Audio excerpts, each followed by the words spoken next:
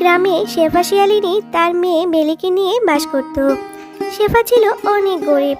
শেফা লোকের বাড়ি কাজ করে টেনে টুনে কোনো রকমে তার সংসারটা চালাতো।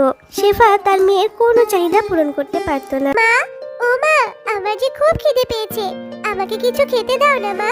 সেই সকাল থেকে না খেয়ে আছি। মারে, আমি তোকে কি খেতে দিব বল? আমি যে কিছু রান্না করতে পারিনি, আর বাঘিনী মামি যে আমায় আজ কোনো বাসি খাবারও দেয়নি।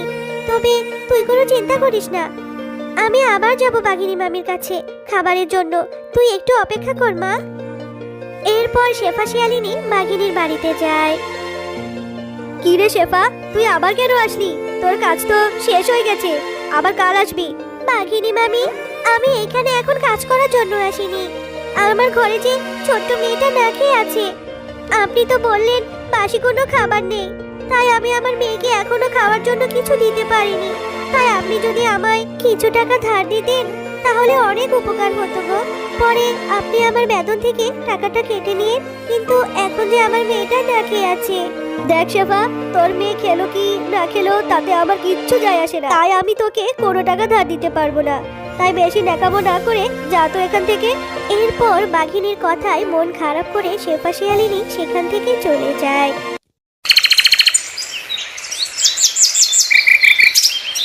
একদিন বেলি আর সীমা দুজনে মিলে একসাথে স্কুলে যাচ্ছিল। এমন সময় বেলি সীমাকে বলে, সীমা, এত জোরে জোরে হাঁটছিস কেন? আমি তো খালি পায়ে এই আঁকাবাঁকা রাস্তায় হাঁটতেই পারছি না। এত জোরে জোরে কেউ হাঁটে? ওহ, কি লাগছে! একটু দাঁড়া না আমার জন্য। দেখ বেলি, বারবার আমাকে আস্তে আস্তে হাঁটতে বলবি না। তোর জন্য কি আমার স্কুলে যেতে দেরি হবে নাকি? তুই আমার সাথে স্কুলে যাবি না, বুঝেছিস? এই আমি বলে দিলাম, তোর জন্য আস্তে আস্তে হাঁটলে তো আমি আমার নাম প্রেজেন্টটাই মিস করব। আয় তাড়াতাড়ি, জোরে জোরে হাঁট তো।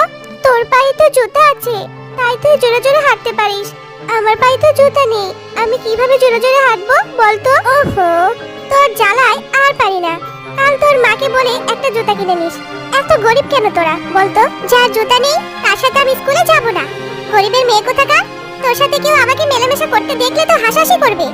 যাই বাপু, আমি তাড়াতাড়ি পা চালিয়ে স্কুলে চলে যাই। এই কথা বলে সীমা বেলিকে একা রেখে স্কুলে চলে যায়। আর বেলি মনের কষ্টে একা একা কাঁদতে কাঁদতে স্কুলে যেতে থাকে। এমন সময় বেলির পায়ে একটা কাঁটা ফুটে ওঠে, আর বেলি যন্ত্রণায় চিৎকার করে কান্না করতে থাকে। মা গো, আমার পায়ে কাঁটা ফুটেছে, খুব যন্ত্রণা করছে। এখন আমি কি করব? স্কুলে যাব কি করে? কেউ কি আছো? আমার পায়ের কাঁটাটা খুলে দাও। আমাকে কেউ সাহায্য করো, আমার পা থেকে যে রক্ত বের হচ্ছে। মা, ও মা, কোথায় তুমি? বড্ড ব্যথা করছে পাটা। এইভাবেই বেলি পথের ধারে বসে ব্যথায় কান্না করতে থাকে। আর তখন হঠাৎ করে বেলির সামনে একটা লাল পরী উপস্থিত হয়, আর বেলিকে কান্না করতে দেখে বলে, কি গো মিষ্টি কন্যা, তুমি এইভাবে এইখানে দাঁড়িয়ে কান্না করছো কেন? বলে বলো আমাকে, কি হয়েছে তোমার? এরপর বেলি পরীকে সব কথা খুলে বলে, আর সব শুনে পরী বলে, ও এই ব্যাপার, ঠিক আছে, আমি তোমাকে একটা জাদুর আম গাছ দেব। ওই আম গাছে বিভিন্ন ধরনের জুতা ধরবে, তাহলে আর তোমাকে জুতার জন্য কষ্ট করতে হবে না। আর সেই জুতা বিক্রি করে তোমরা সুখে শান্তিতে দিন কাটাতে পারবে। এরপর পরী বেলিকে একটা আমের চারা উপহার দেয়, আর বেলির পাও ঠিক করে দেয়। এরপর বেলি সেই আম গাছটিকে নিয়ে বাড়িতে চলে যায়। আর তার মাকে ডাকতে শুরু করে, মা, ও মা, কোথায় তুমি? বেরিয়ে এসো, দেখো আমি কি নিয়ে এসেছি। তাড়াতাড়ি বের হয়ে এসো মা। কি গো, তুমি কোথায়? বেলি ডাক শুনে শেফা শিয়ালিনী ঘর থেকে বেরিয়ে আসে। কি রে বেলি, তুই না স্কুলে গেলি, তাহলে বাড়ি ফিরে এলি কেন? আর তোর হাতে আমের চারা কেন? তার মানে তুই স্কুলে যাসনি বলতো? আহা মা, রাগ কেন করছো? এইটা কোনো সাধারণ আমের চারা নয় গো। এই আমের গাছে রঙিন জুতা ধরবে। আমি প্রতিদিন নতুন নতুন জুতা পরতে পারবো। বেলি, তুই পাগল হয়ে গেছিস নাকি? হ্যাঁ, তুই কি কখনো দেখেছিস আম গাছে আম না ধরে জুতা ধরবে? তুই কার কথা শুনে এই আমের চারাটা বাড়িতে নিয়ে এসেছিস বলতো? ওহো মা, ধরবে ধরবে, ঠিকই আম গাছে রঙিন জুতো ধরবে। আর যেদিন ধরবে সেদিন তোমার বিশ্বাস হবে মা। এই কথা বলে বেলি গিয়ে সেই আমের চারাটা উঠোনের এক কোণে রোপণ করে দেয় আর সেখান থেকে চলে যায়। এরপর থেকে বেলি প্রতিদিন সেই গাছের যত্ন নিতে থাকে আর দেখতে দেখতে গাছটা অনেক বড় হয়ে যায়। একদিন সকালবেলা বেলি ঘুম থেকে উঠে উঠোনে এসে দেখে সেই আম গাছে বিভিন্ন ধরনের রঙিন জুতো ধরেছে। মা, ও মা, তাড়াতাড়ি এসো, দেখে যাও, অবাক কাণ্ড, আমার আম গাছে কতগুলো রঙিন জুতো ধরেছে। তুমি তো আমার কথা বিশ্বাসই করতে চাও না, একবার নিজের চোখে এসে দেখে যাও মা। বেলির এমন কথা শুনে শেফা ঘর থেকে বাইরে বেরিয়ে আসে আর আম গাছ দেখে বলে, এ কি করে সম্ভব? আমি বাপের জন্মেও এমন গাছ দেখিনি। বেলি, তোর কথাই তো সত্যি হয়ে গেল রে মা, কি অবাক করা কাণ্ড রে। মা, হয়েছে হয়েছে, তোমাকে আর এত অবাক হতে হবে না।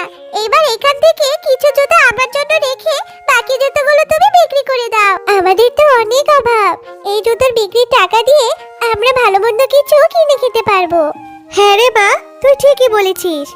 এরপর শেফা আর তার মেয়ে আম গাছ থেকে জুতা পারে আর শেফা সেইগুলো খাঁচাই করে বাজারে নিয়ে বিক্রি করে আর সেখান থেকে অনেক টাকা লাভ হয়। এরপর থেকে শেফা শিয়ালিনী সেই আম গাছ থেকে রঙিন জুতো বিক্রি করে তার সংসার চালাতো আর এইভাবে ধীরে ধীরে তারা অনেক বড় লোক হয়ে যায়।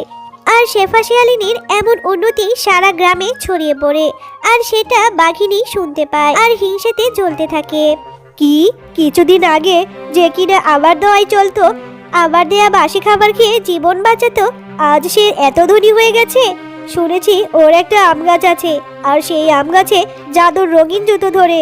শেফা তো ওই জুতো বিক্রি করেই এত বড় লোক হয়ে যাচ্ছে। না না, আমি এটা কোনোভাবেই সহ্য করব না। আমি আজ রাতে গিয়ে ওই গাছটা কেটে দিয়ে আসবো। হা হা হা হা হা। এরপর রাত হতেই সবাই যখন ঘুমিয়ে পড়ে তখন বাঘিনী একটা কাঁচি নিয়ে সেই আম গাছের কাছে আসে আর যেই না বাঘিনী ওই গাছটা কাটতে যাবে ঠিক তখনই সেই গাছ থেকে একটা পেতনি বেরিয়ে আসে।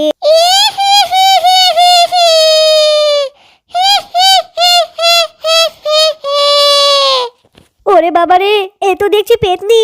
আমার ভুল হয়ে গেছে, আমি আর কখনো কারো ক্ষতি করতে আসবো না। আমায় এবারের মতো ছেড়ে দাও, আমাকে মেরো না। আমি এই গরিব দুই মা মেয়েকে একটা গাছের মাধ্যমে সাহায্য করতে চেয়েছি, আমাকে এই গাছ পাহারা দেওয়ার জন্য পরে পাঠিয়েছে, আর তুই কি না এই গাছটাকে কাটতে এসেছিস?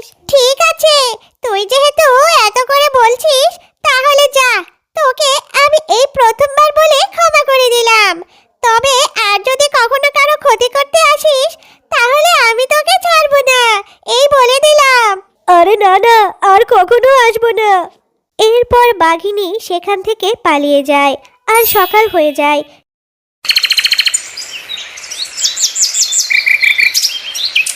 কিন্তু শেফা শিয়ালিনী আর বেলি এই বিষয়ে কিছুই জানতে পারে না আর এরপর থেকে তারা সুখে শান্তিতে দিন কাটাতে থাকে।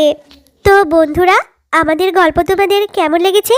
যদি ভালো লেগে থাকে ভিডিওটিতে লাইক দিয়ে চ্যানেলটি সাবস্ক্রাইব করে দিও আর হ্যাঁ, পাশে থাকা বেল আইকনে প্রেস করতে ভুলো না কিন্তু।